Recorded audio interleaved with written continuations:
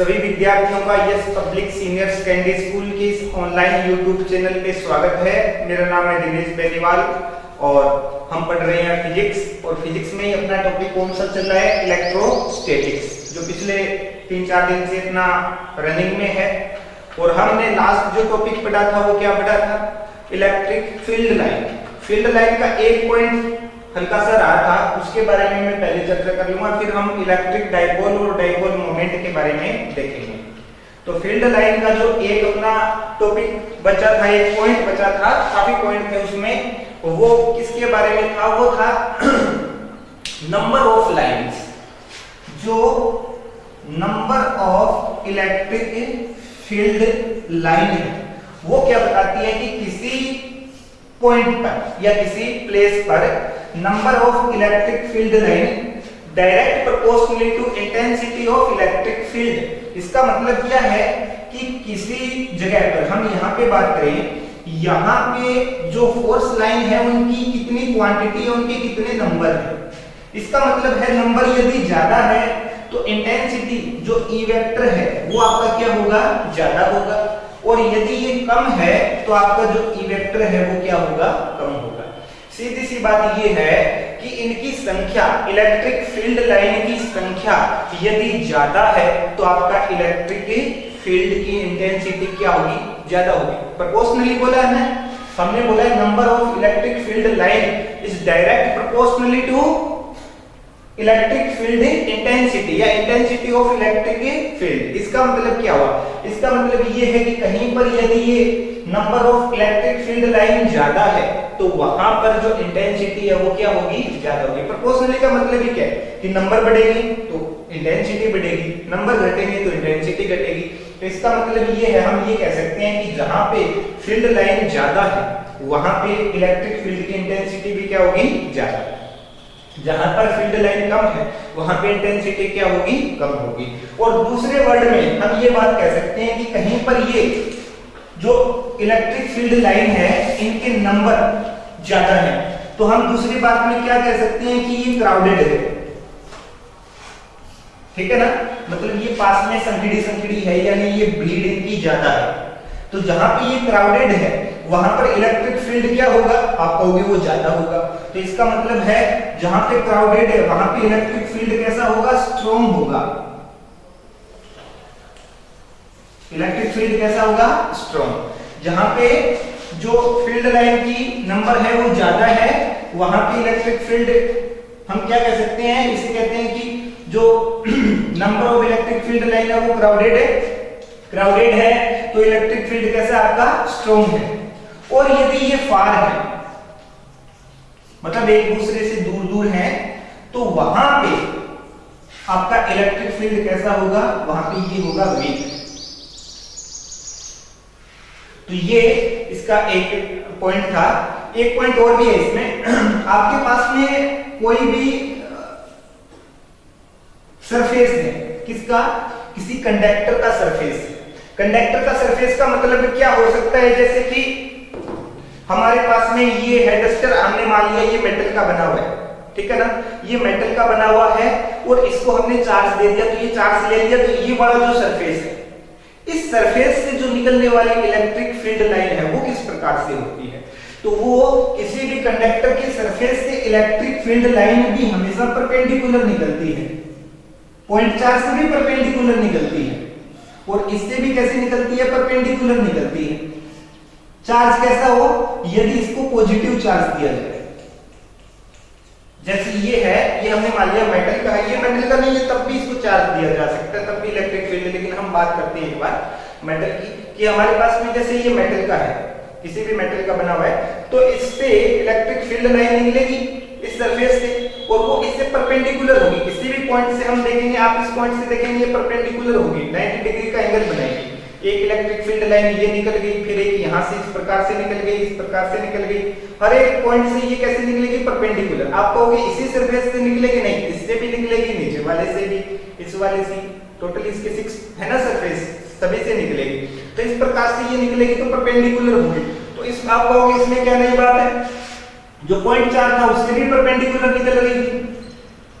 Point charge से हमने बोला था, स्फीयर से भी बोला था कि ये क्या होती है, हमेशा परपेंडिकुलर निकलती है। तो इसमें नई बात क्या है, तो नई बात ये है कि यहाँ पर ये इलेक्ट्रिक जो फील्ड लाइन थी, क्या ये पैरेलल थी?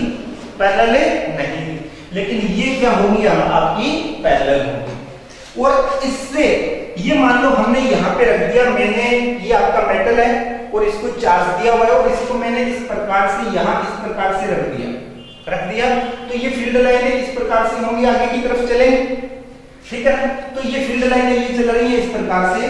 तो यहाँ से जैसे मैंने इसको यहाँ पे रखा, सपोज करो ये मेटल का था, हमने यहाँ पे रख दिया, तो ये इलेक्ट्रिक फील्ड लाइनें इस प्रकार से कहां तक जाएंगी? इंफिनिटी तक जाएंगी।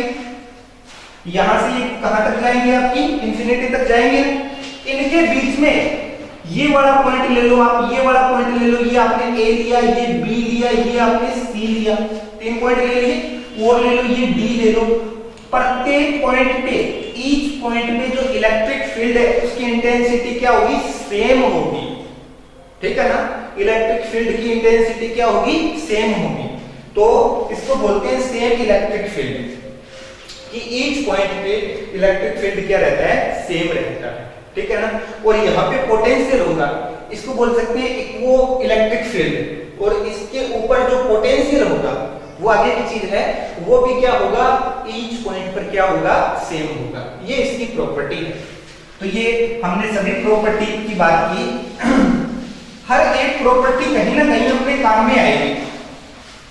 जो इलेक्ट्रिक फील्ड लाइन है उसकी ईच प्रॉपर्टी है वो कहीं ना कहीं आपके काम में आएगी।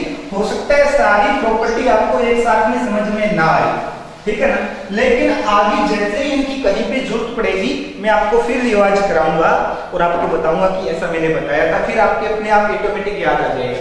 क्योंकि किसी चीज की जब तक आवश्यकता हमें नहीं होगी ना, उसकी इंपॉर्टेंस नहीं आएगी। तो हर एक जो लास्ट वाली प्रॉपर्टी है ये नेक्स्ट चैप्टर में जैसे ही यूज होगी इसकी इंपॉर्टेंस आपको पता चल जाएगी और इसके मीनिंग भी सारा का सारा समझ में आ जाएगा। तो ये था इलेक्ट्रिक फील्ड लाइन, जो बचा हुआ था वो पॉइंट हमने बात की। आज का आपका लेटेस्ट जो टॉपिक है वो क्या है? Electric dipole. क्या है? Electric dipole. इसको हिंदी में कहते हैं विद्युत द्विध्रुव, ठीक है ना। तो इलेक्ट्रिक डाइपोल क्या होता है? देखिए, arrangement of two same and opposite charges. एक अरेंजमेंट है। अरेंजमेंट किसका है? Two same and opposite charges. मतलब जो वैल्यू है उसका मैग्नीट्यूड है वो क्या है? सेम है और चार्ज कैसे हैं? अपोजिट है। Placed at a small distance known as electric field, ठीक है ना। तो ये इसकी डेफिनेशन है, इस पे हम बात करते हैं। सबसे पहले तो क्या है? ये अरेंजमेंट है। अपने को सारी डेफिनेशन यदि याद रखने में प्रॉब्लम हो तो कुछ वर्ड तो याद रख ही सकते हैं ना। पहली चीज क्या है? अरेंजमेंट, ठीक है ना। उसके बाद में क्या है? टू और ए सेम और ए अपोजिट, और उसके बाद में स्मॉल डिस्टेंस।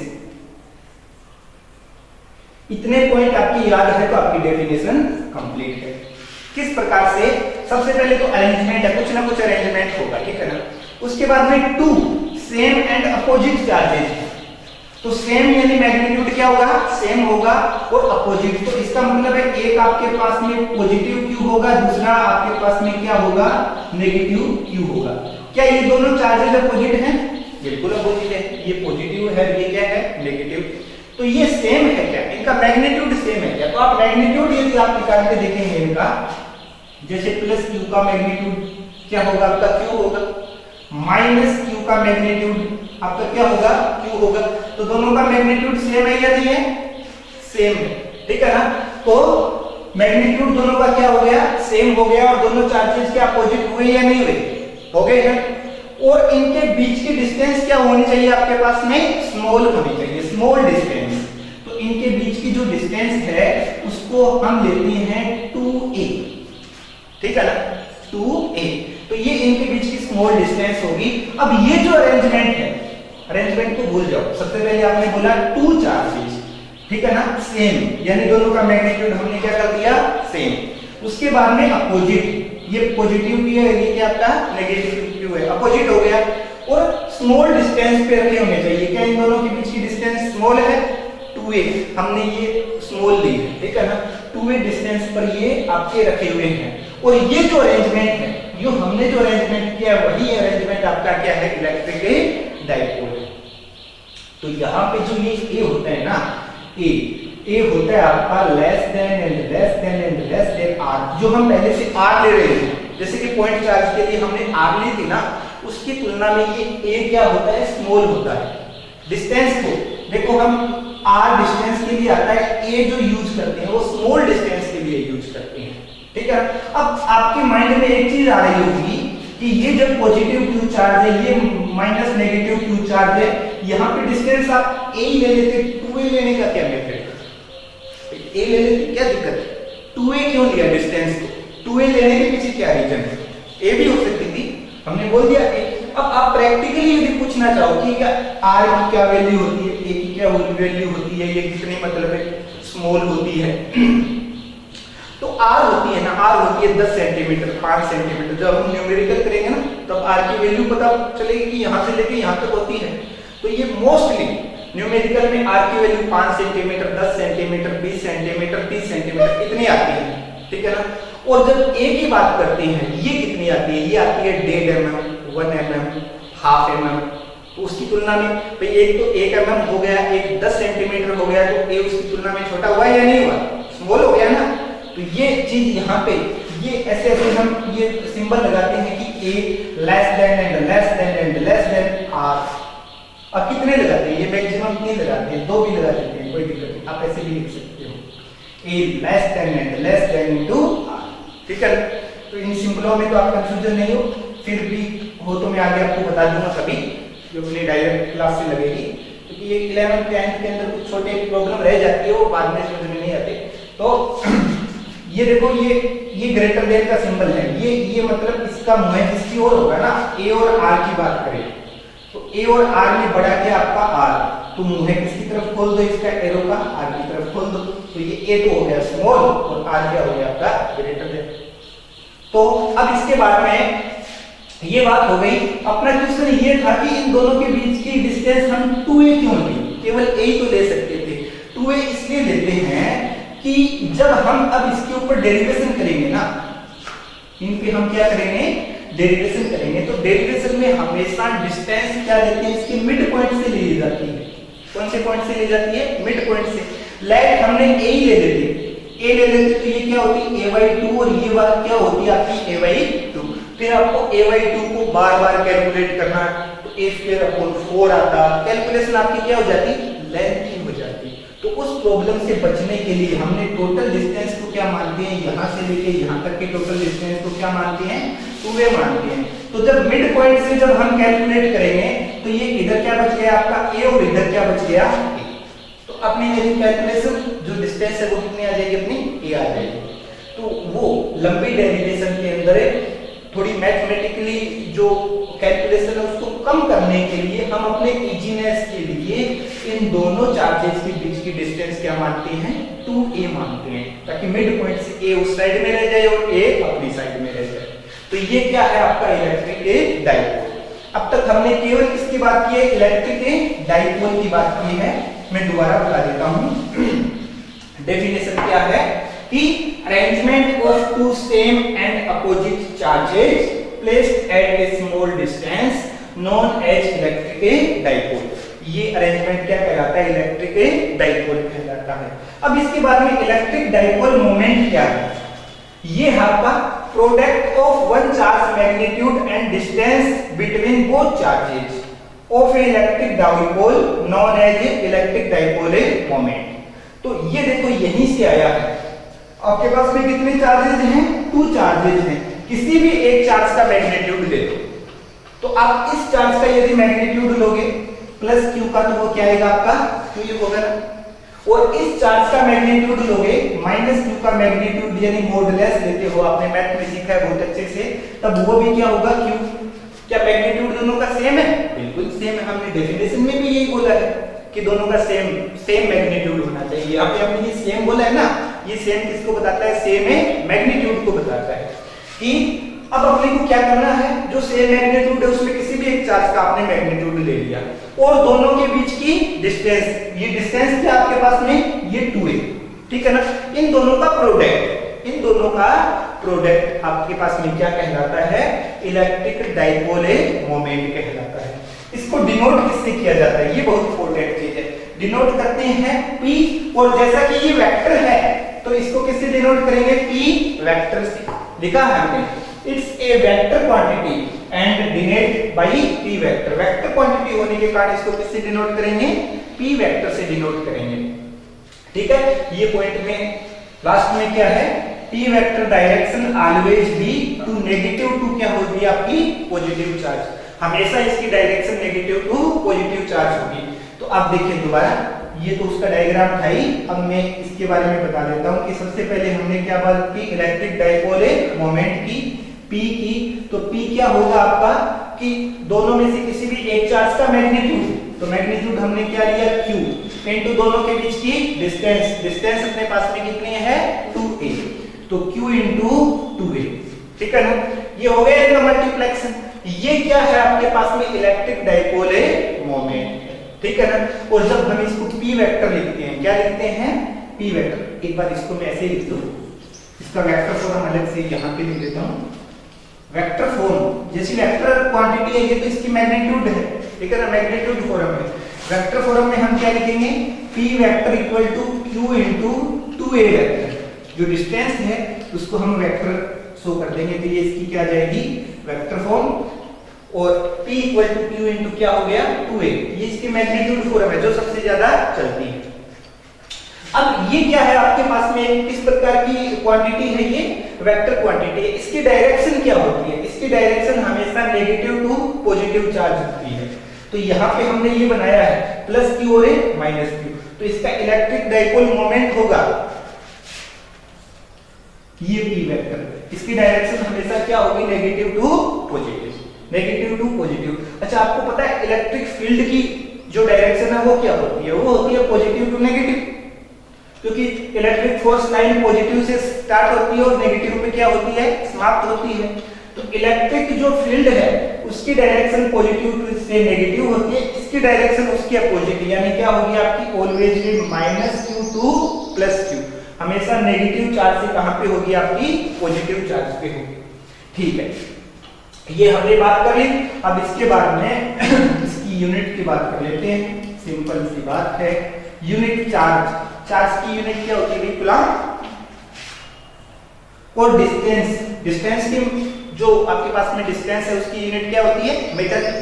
तो आप बोलोगे 2a, 2 में तो नहीं लिखना आपको, चाहे आपके पास में डिस्टेंस 2a 3a 4a कुछ भी हो, है तो डिस्टेंस ही ना, तो यूनिट क्या यूज करनी है अपने को मीटर। तो कूलम मीटर इसकी यूनिट होती है, किसकी, इलेक्ट्रिक डाइपोल मोमेंट की यूनिट क्या होती है कूलम मीटर। तो यहां भी ये आपका 1 नंबर का देखो क्वेश्चन हुआ है। अभी इसके बाद में हम जो डेरिवेशन करेंगे टोटल 3 नंबर के लिए आता है, जो आपका इलेक्ट्रिक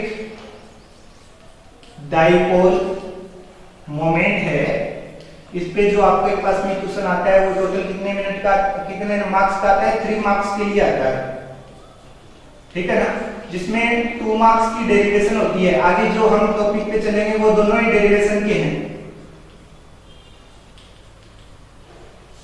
ठीक है ना। और 1 मार्क्स, इसी के अंदर जो 1 मार्क्स होता है उसमें 2 चीजें पूछेगा, या तो पूछेगा डिफाइन द इलेक्ट्रिक डाइपोल, आपको डाइपोल को डिफाइन कर देना है, ये वाला डायग्राम बना दो छोटा सा, ठीक है ना, या फिर आपको क्या पूछता है define the electric dipole moment. एक चीज पूछता है दोनों में, आपको दोनों नहीं लिखनी है, जितने जो पूछे वही लिखनी है, ठीक है ना। अब यहाँ पे प्रॉब्लम क्या होती है, जब क्वेश्चन आ रहा है कि आपका डिफाइन इलेक्ट्रिक डाइपोल, डाइपोल को डिफाइन करना है, आप डिफाइन करने लग जाते हैं इलेक्ट्रिकल डाइपोल मोमेंट, डेफिनेशन इसकी लिख देते हैं, फिर अपने 1 नंबर जोड़ देते हैं, फिर जब आपका रिजल्ट आता है तो बोलते हैं कि 1 नंबर हमारा काट लिया, तो वो आपका कंफ्यूजन था। तो इसमें आपको थोड़ा सा कंफ्यूज नहीं होना है कि जब आया डिफाइन इलेक्ट्रिक डाइपोल तो आपको डाइपोल के बारे में डिफाइन करना है, arrangement of 2 same and opposite charge placed at small distance known as electric dipole, हो गया। और जब इलेक्ट्रिक डाइपोल मोमेंट की बात आए तो आपको मोमेंट में क्या बताना है कि आपके पास में जो इलेक्ट्रिकल डाइपोल है उसमें किसी एक चार्ज का मैग्नीट्यूड और दोनों के बीच की डिस्टेंस है, ठीक है ना, उसका प्रोडक्ट, यानी हम बोलेंगे उसका मल्टीप्लेक्शन बोलते हैं सीधा, प्रोडक्ट जो हमने बोला ये दो प्रकार के प्रोडक्ट होते हैं ना आपके, एक स्केलर प्रोडक्ट होता है, एक वेक्टर प्रोडक्ट होता है। ये वेक्टर स्केलर प्रोडक्ट है अपने आप में, ठीक है ना। तो q इनटू क्या हो गया आपके पास में 2a, q इनटू 2a जो है इनका जो मल्टीप्लेक्शन है वही आपके पास में क्या है p है, और p को क्या बोलेंगे हम इलेक्ट्रिक डाइपोल मोमेंट। उसमें ये फॉर्मूला आपको लिखना होता है और ये यूनिट लिखनी होती है, यहां तक आपका काम करना होता है। अब इसके बाद में हम अगले टॉपिक पे चलेंगे, और अगला टॉपिक क्या होगा अपने पास में इलेक्ट्रिकल डाइपोल मोमेंट के लिए डेरिवेशन।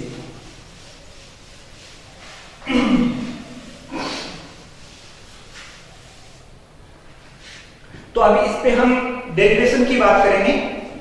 इलेक्ट्रिक डाइपोल देखा, इलेक्ट्रिक डाइपोल मोमेंट देखा, डेरिवेशन की बात करेंगे। तो देखो आपके पास में दोबारा से डाइपोल बनाते हैं, ये प्लस क्यू और ये माइनस क्यू बना लिया हमने इस प्रकार से। इसके बीच की डिस्टेंस ये a और ये a टोटल कितनी हो गई आपके पास में 2a, ठीक है। अब हमें कहां पे इंटेंसिटी ज्ञात करनी है, हमें ज्ञात करनी है इलेक्ट्रिक डाइपोल के कारण किसी पॉइंट पे इंटेंसिटी। तो सबसे पहले हम ज्ञात करेंगे एक्सियल कंडीशन पे। एक्सियल कंडीशन क्या होती है, एक होती है एक्सियल कंडीशन, एक होती है परपेंडिकुलर कंडीशन, ठीक है ना। तो एक्सियल पोजीशन, सॉरी एक एक्सियल पोजीशन पे इंटेंसिटी ज्ञात करेंगे, फिर जो परपेंडिकुलर पोजीशन है उस पे अपन क्या ज्ञात करेंगे इलेक्ट्रिक फील्ड की इंटेंसिटी ज्ञात करेंगे। तो ये एक्सियल पोजीशन क्या है, ये जो पोजीशन है एक्स अक्ष से, तो इस डाइपोल को यदि हम एक्स अक्ष पे लेटा दें तो इससे ऐसे जो गुजरेगा वो कौन सा होगा, इसका एक्सियल पोजीशन हो गई। ये हो गई आपकी एक्सियल पोजीशन, ठीक है। और एक आपके पास में क्या होगी परपेंडिकुलर पोजीशन। अब यहाँ पे आप कहां पे ज्ञात करना है, जैसे ये एक्सियल पोजीशन होगी, आप कहीं पर भी इस पॉइंट पे, मतलब जो पॉइंट अपने को रखना है वो कौन सी कहां पे रखना है, एक्स जो एक्स एक्स है उसके अंदर कहीं पर भी अपन पॉइंट को रखेंगे और फिर क्या ज्ञात करेंगे इलेक्ट्रिक फील्ड की इंटेंसिटी ज्ञात करेंगे। एक होती है परपेंडिकुलर पोजीशन। परपेंडिकुलर पोजीशन क्या है, ये इसका मिड पॉइंट है, पॉइंट O, ठीक है ना। तो यहां से आपका ये जो y कोऑर्डिनेट है ये इसकी परपेंडिकुलर पोजीशन होगी। इस परपेंडिकुलर पोजीशन को क्या कहते हैं, इक्वेटर कहते हैं। क्या कहते हैं, इक्वेटर। ये आपको याद रखना है, जो 90 डिग्री परपेंडिकुलर की पोजीशन होती है इसी को क्या कहते हैं, हमें इक्वेटर कहते हैं। बार बार आएगा, ये बहुत सी जगह आएगा एक्सियल पोजीशन के अंदर, इक्वेटर पोजीशन के अंदर। यहाँ पे इलेक्ट्रिकल डाइपोल मोमेंट है, कभी मैग्नेटिकल डाइपोल मोमेंट आ जाएगा या फिर कुछ और चीजें आ जाएगी। तो ये एक आपको एक्सियल और दूसरी क्या होती है ये इक्वेटर पोजीशन, ये याद रखेंगे। जो परपेंडिकुलर पोजीशन है उसी को क्या कहते हैं, इक्वेटर पोजीशन कहते हैं। तो इक्वेटर पोजीशन पे कोई पॉइंट ले लिया था हमने, जैसे ये पॉइंट ले लिया, तो इस पे इलेक्ट्रिक फील्ड की इंटेंसिटी किस प्रकार से होगी। तो अभी हमारे पास में दो डेरिवेशन आएगी। पहली डेरिवेशन किसके लिए आएगी, एक्सियल पोजीशन के लिए आएगी। वहां पे कोई पॉइंट होगा, उस पे हम क्या ज्ञात करेंगे, इलेक्ट्रिक फील्ड की इंटेंसिटी ज्ञात करेंगे। ड्यू टू किसके कारण है, ये क्या है आपके पास में इलेक्ट्रिक डाइपोल, इस डाइपोल के कारण, ठीक है ना। किसी पॉइंट पे हम इलेक्ट्रिकल डाइपोल इलेक्ट्रिक फील्ड जो है ई वेक्टर है इसकी वैल्यू ज्ञात करेंगे। फिर ये कौन सी कंडीशन है, ये आपकी परपेंडिकुलर पोजीशन है यानी इक्वेटर। इक्वेटर पोजीशन पे किसी पॉइंट पे हम क्या ज्ञात करेंगे, इलेक्ट्रिक फील्ड की क्या ज्ञात करेंगे, इंटेंसिटी ज्ञात करेंगे, ठीक है। तो ये आपके दो डेरिवेशन ये होंगी, और उसके बाद में एक तीसरी जो डेरिवेशन हमारे पास में होगी वो डेरिवेशन इस चैप्टर की लास्ट डेरिवेशन है। वो डेरिवेशन क्या होगी कि कहीं पर अपने पास में सेम इलेक्ट्रिक फील्ड है, यूनिफॉर्म इलेक्ट्रिक फील्ड है। ये यूनिफॉर्मली इलेक्ट्रिक फील्ड किसके कारण है, मतलब कोई उधर चार्ज पड़ा है, ठीक है ना, उस साइड के अंदर कोई चार्ज पड़ा है। जैसे ये है, ये आपका कोई मेटल का बना हुआ है, इसको मैंने चार्ज कर दिया, तो ये क्या बनाएगा, आपका यूनिफॉर्म इलेक्ट्रिक फील्ड बनाएगा। इस यूनिफॉर्म इलेक्ट्रिक फील्ड के अंदर मैंने किसको डाल देना है, मैंने डाल दिया इलेक्ट्रिक डाइपोल मोमेंट, डाल दिया। डालने के बाद में ये क्या करेगा, ये रोटेशन करेगा।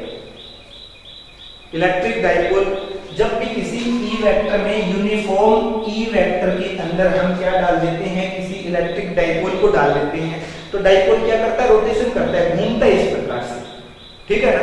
तो वो रोटेशन करेगा, तो उसके लिए टॉर्क का फॉर्मूला, रोटेशन के लिए हमेशा किस चीज की जरूरत पड़ती है, टॉर्क की जरूरत पड़ती है आपको, ठीक है ना। गति के लिए रेखीय गति के लिए किसकी जरूरत पड़ती है? बल की जरूरत पड़ती है। जैसे मैं यहाँ पे खड़ा हूँ और मुझे गति करनी है तो किसकी जरूरत पड़ेगी? बल की जरूरत पड़ेगी। ये चौक है, ठीक है ना, ये मेरे हाथ में है और इसको हम क्या कराएं? गति कराएं, तो किसकी जरूरत पड़ेगी? बल की जरूरत पड़ेगी। जैसे इस पे बल लगा और इसने की क्या की? आपकी गति की।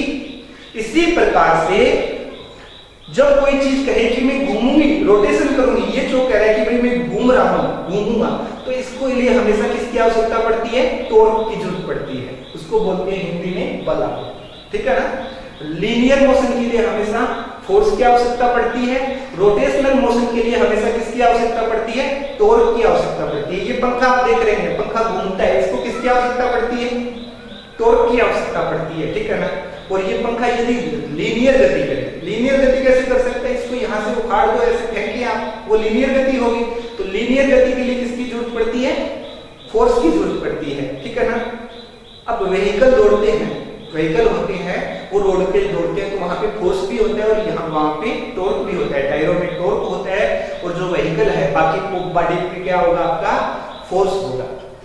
तो जब हम इलेक्ट्रिक डाइपोल को किसी ई वेक्टर के अंदर, यूनिफॉर्म ई वेक्टर के अंदर घुमाएंगे तो अपने को किसकी आवश्यकता पड़ेगी? टॉर्क की आवश्यकता पड़ेगी। उस टॉर्क के लिए एक फॉर्मूला ज्ञात करना है और फिर घुमाने में किया गया वर्क के लिए और फिर पोटेंशियल एनर्जी के लिए। लेकिन इस चैप्टर के अंदर हमारे पास में ये लास्ट टॉपिक होगा जिसमें डाइपोल को हम क्या कराएंगे? रोटेशन कराएंगे और रोटेशन में इसके लिए टॉर्क के लिए अपने पास क्या फॉर्मूला आएगा वो टॉर्क के लिए देखेंगे। और अगली चीज हम ये देखेंगे कि कौन सी पोजीशन पे टॉर्क मिनिमम है, कौन सी पे मैक्सिमम है, ठीक है ना। तो आज के लिए केवल इतना ही।